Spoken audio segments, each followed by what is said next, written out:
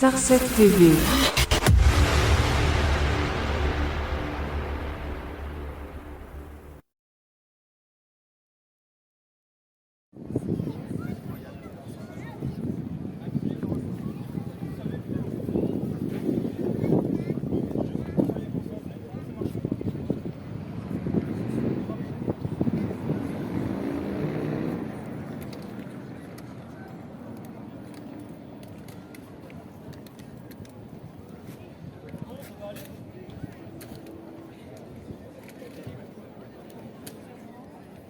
Mesdames et messieurs, bonjour. Vous allez assister aux cérémonies de commémoration du 14 juillet.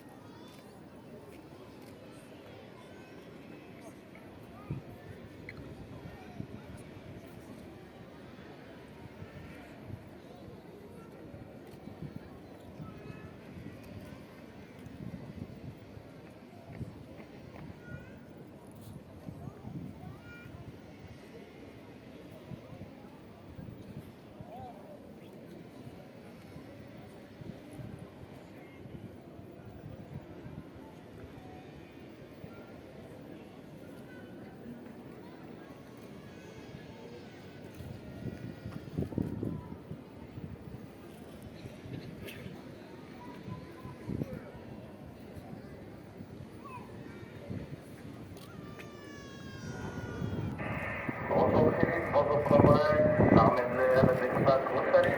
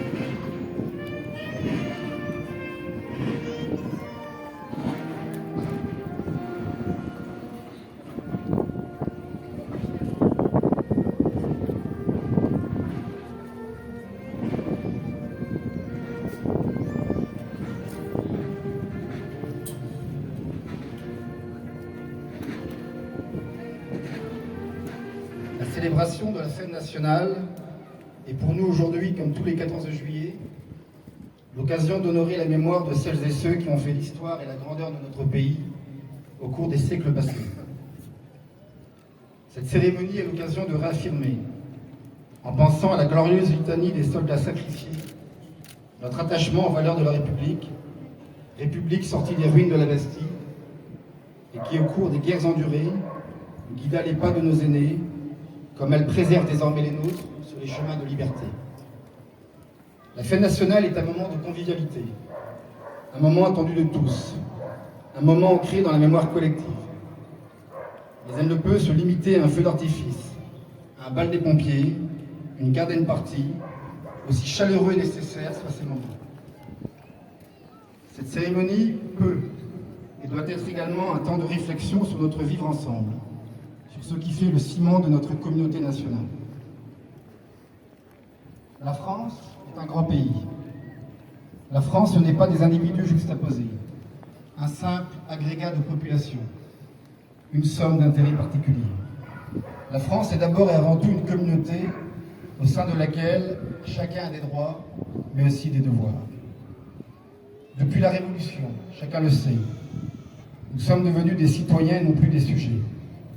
Nous sommes libres, mais la contrepartie de cette liberté, c'est d'abord et avant tout l'appartenance et la solidarité envers la communauté nationale.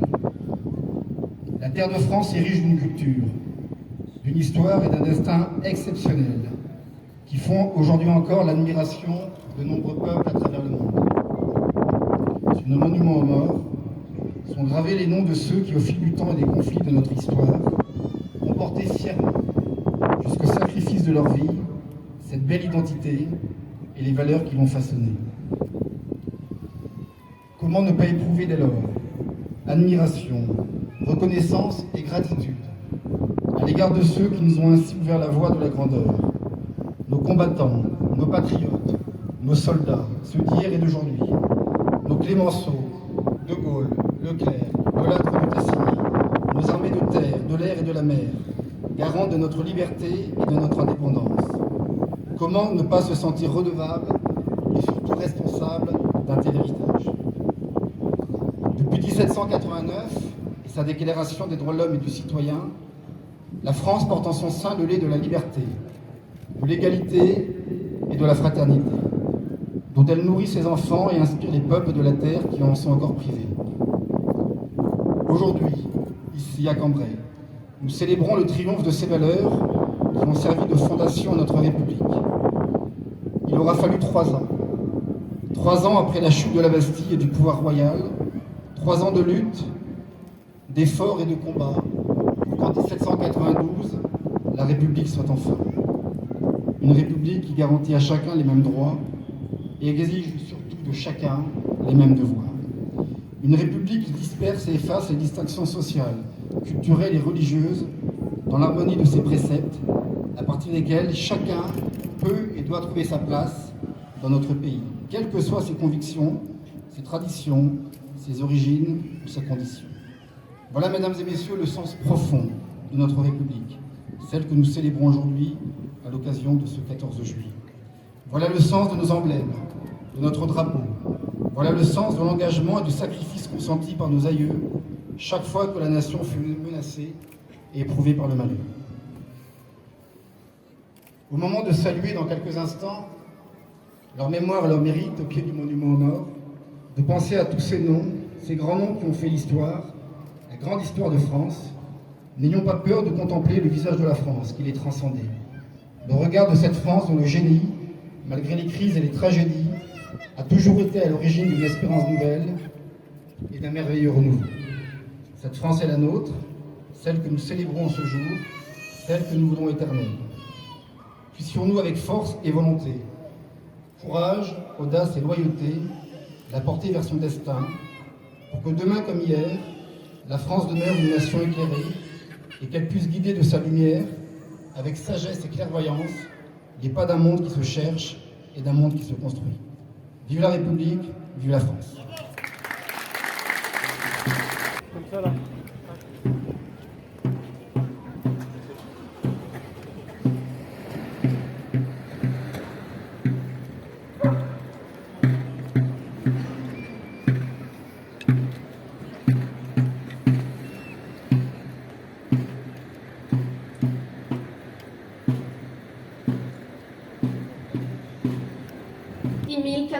sapeurs-pompiers, professionnels ou volontaires, pour couvrir les 653 communes de notre département. Il a réalisé près de 170 000 interventions en 2021. Il est dirigé par le contrôleur général Grégoire. Pour revenir au centre de secours de Cambrai, nous défendons 31 communes en premier appel, auxquelles s'ajoutent 29 communes en deuxième appel.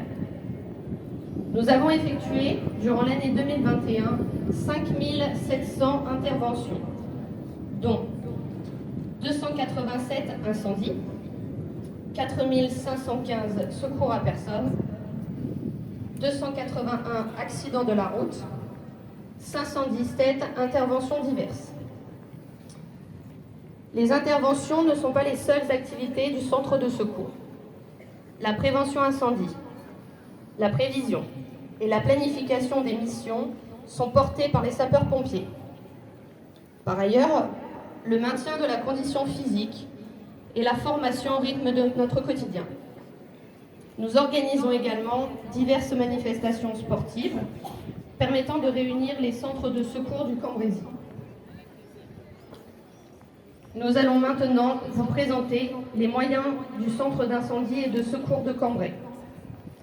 Vous aurez l'occasion d'admirer divers véhicules de secours à victimes, de désincarcération, d'incendie et de sauvetage et de véhicules spécialisés. Maintenant, place au défilé.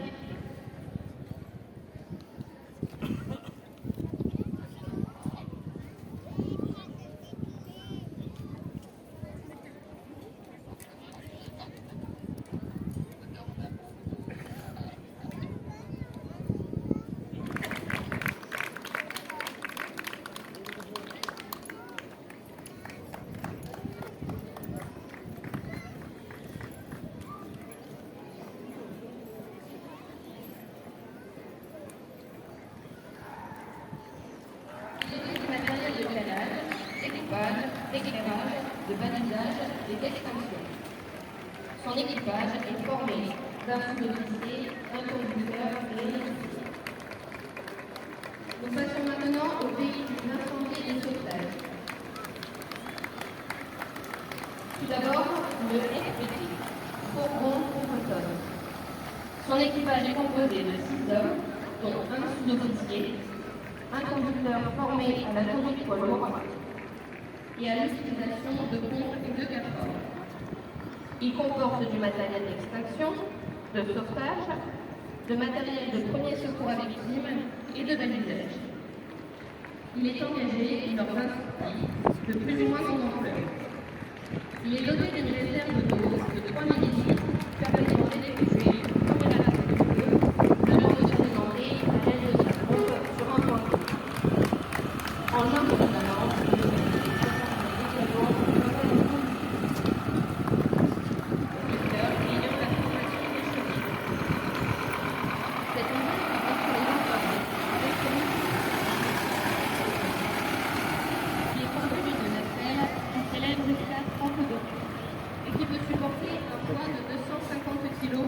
correspondant l'ESP est une échelle sur porteur. Il est chargé de 2 personnels. Cet engin est porteur et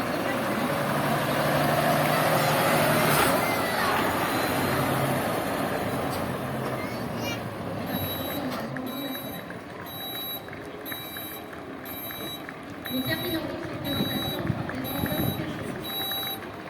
Ces engins interviennent sur le Cambrésis, mais ils peuvent également intervenir sur tous les départements.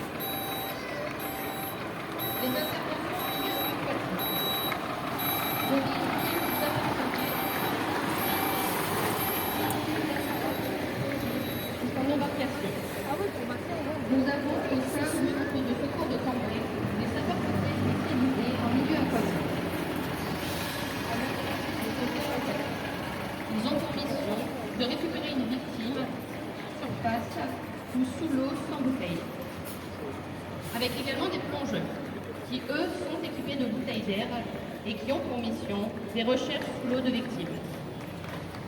Ces personnels suivent un entraînement régulier et doivent être validés par des tests annuels au milieu naturel. Nous terminerons cette présentation avec l'équipe cynotechnique. Le chien est son maître de confiance. Le chien est la propriété de l'eau.